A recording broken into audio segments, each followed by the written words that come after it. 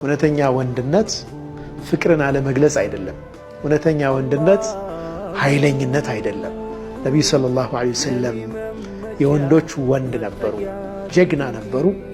ግን ደግሞ በፍቅር ደግሞ ታች ወርደው ለሚስቶቻቸው የዛ አይነት ፍቅርን ያሳዩ ነበር። ብዙዎቻችን እንሳሳታለን፣ እንደ ድክመት እንቆጥራለን።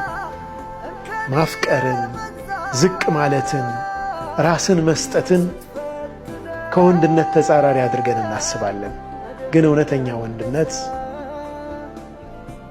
ጠንከር በሚባልበት ቦታ ላይ ጠንከር ማለት፣ ቤት ውስጥ ደግሞ ያ አይነት የፍቅር ሐያት መምራት ነው። ሴት ልጅ በኃይለኝነት አትገዛም።